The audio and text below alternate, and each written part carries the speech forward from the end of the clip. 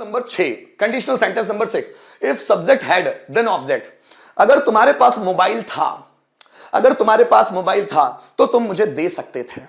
अब देखिएगा, subject had, इससे पहले क्या हम लोगों ने पढ़ा, सब्जेक्ट हैज हैव, मतलब वो प्रेजेंट टेंस था, अब ये उसी का पास्ट टेंस, और इसके बाद क्या आया था, शुड आया था। अब यहां पर सॉरी, वहां पर कुड आया, कैन आया था, अब यहां पर पास्ट टेंस है उसका कुड हैव। जरा ध्यान से समझिएगा, इफ सब्जेक्ट हैड ऑब्जेक्ट, फिर बीच में लगा then subject could have, verb का थर्ड फॉर्म और ऑब्जेक्ट। अगर कर्ता के पास कुछ था, सॉरी है ना, यहां पर है नहीं आना चाहिए, था आना चाहिए। अगर कर्ता के पास कुछ था तो वो कुछ कर सकता था। देखिए, पहले अगर राम के पास मोबाइल था तो वो मुझे कॉल कर सकता था। अगर तुम्हारे पास नॉलेज था तो तुम नॉलेज शेयर कर सकते थे। अगर रोहन के पास आइडियाज थे तो वो मुझे बता सकता था। अगर तुम्हारे पास एक्सपीरियंस था तो तुम जॉब के लिए अप्लाई कर सकते थे। अगर तुम्हारे पास डिग्री थी तो तुम उस इंटरव्यू को दे सकते थे। अगर तुम्हारे एग्जाम में अच्छे मार्क्स थे तो तुम मुझे बता सकते थे। अगर रोहन को बुखार था तो वो डॉक्टर से कंसल्ट कर सकता था।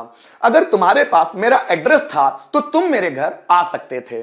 अगर टीचर के पास एक्सपीरियंस था तो वो पढ़ा सकता था। अगर तुम्हारे पास मेरा कांटेक्ट नंबर था तो तुम मुझे कॉल कर सकते थे।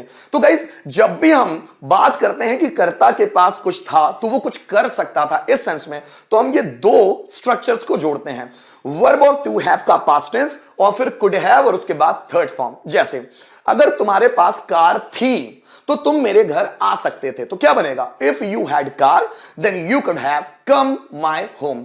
अगर टीचर के पास एक्सपीरियंस था तो वो शेयर कर सकता था। So if teacher had experience then he should have shared. अगर रोहन के पास 10,000 रुपए थे तो वो तुम्हें दे सकता था। So if Rohan had 10,000 rupees then he should have given you. अगर मेरे पास तुम्हारा एड्रेस था तो मैं तुम्हारे घर आ सकता था, पर था थोड़ी ना। So if I had your address then I could have come your home. अगर तुम्हारे पास कॉन्फिडेंस था तो तुम स्टेज पर जा सकते थे, पर तुम्हारे पास था ही नहीं ना, जाते कैसे। So if you had confidence then you could have gone on the stage. अगर अंकित के एग्जाम में अच्छे मार्क्स होते तो वो जॉब के लिए अप्लाई कर सकता। अगर अंकित के एग्जाम में अच्छे मार्क्स थे तो वो जॉब के लिए अप्लाई कर सकता था। So if Ankit had good marks in exam then he could have applied for a job.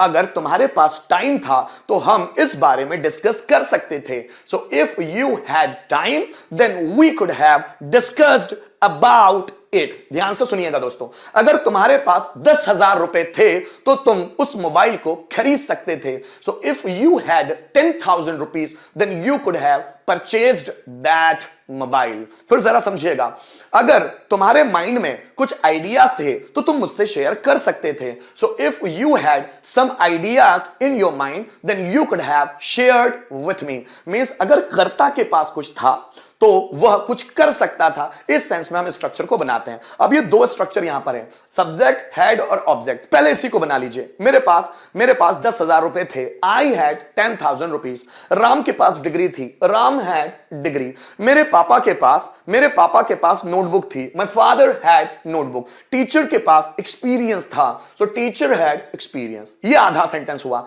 और सब्जेक्ट कुड हैव वर्ब का थर्ड फॉर्म। जब मैंने एडवांस मॉडल्स की क्लासेस ली है तो वहां पर कुड हैव को बताया हुआ है। मैं बाजार जा सकता था, I could have gone to market. Could have के बाद थर्ड फॉर्म। रोहन मेरी बात सुन सकता था, Rohan could have listened to me. मैं उसे डांट सकता था, I could have scolded him, है ना। तुम वीडियोस देख सकते थे, you could have watched videos. मैं ऑनलाइन क्लास अटेंड कर सकता था, I could have attended the online class. अब ये दोनों को मैं कंबाइन कर लेता हूं और एक कंडीशनल सेंटेंस बना लेता हूं। अगर तुम्हारे पास कॉन्फिडेंस था तो तुम स्टेज पर जा सकते थे। So if you had confidence then you could have gone on the stage. अगर सीता के पास पैसा था तो वो नया मोबाइल खरीद सकती थी। So if Sita had money then he could have purchased a new mobile. अगर तुम्हारे पास क्रिएटिविटी थी तो तुम इस पजल को सुलझा सकते थे। So if you had creativity then you could have solve this puzzle. अगर तुम्हारे पास इंग्लिश का नॉलेज था तो तुम उस जॉब के लिए अप्लाई कर सकते थे, क्योंकि उस जॉब में इंग्लिश की ही एलिजिबिलिटी थी। तो अगर तुम्हारे पास इंग्लिश का नॉलेज था तो तुम जॉब के लिए अप्लाई कर सकते थे। So if you had knowledge of English then you could have applied for a job. अगर रोहन के पास स्मार्टनेस थी तो वो लोगों को इंप्रेस कर सकता था। So if Rohan had smartness then he could have impressed people. अगर तुम्हारे पास टाइम था तो तुम मुझसे मिल सकते थे। So if you had time then you could have meet me. तो कुड हैव के बाद थर्ड फॉर्म का इस्तेमाल करना है। आइए कुछ रिटर्न में देखते हैं। जैसे अगर उनके पास टाइम था तो वो मेरा इंतजार कर सकते थे। So if they had time then they could have मेरा इंतजार कर सकते थे। वर्ब का third form waited for me, है ना। अगर तुम्हारे पास पैसे थे तो तुम मोबाइल खरीद सकते थे। So if you had mobile then you could have purchased, तो तुम मोबाइल खरीद सकते थे। अगर रोहन के पास कॉन्फिडेंस था तो वो स्टेज पर जा सकता था। So if Rohan had confidence then he could have gone on the stage। ठीक है। अगर तुम में स्मार्टनेस थी तो तुम इस पहेली को सुलझा सकते थे। So if you had smartness then you could have solved this puzzle। ठीक है। अगर मेरे पास पैसा था तो मैं तुम्हें दे सकता था, पर था ही नहीं तो देता कैसे। अगर मेरे पास पैसा था तो मैं तुम्हें दे सकता था। So if I had money, या मेरे पास पैसा होता, ये भी हो सकता है। If I had money then I could have given it to you. अगर तुम्हें सर्दी थी तो तुम मेडिसिन ले सकते थे। So if you had cold then you could have taken the medicine। ठीक है।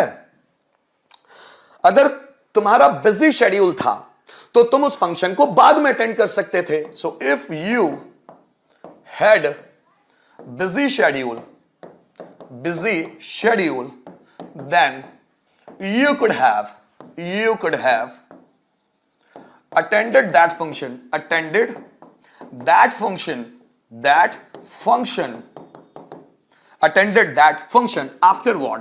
afterwards मतलब बाद में, है ना।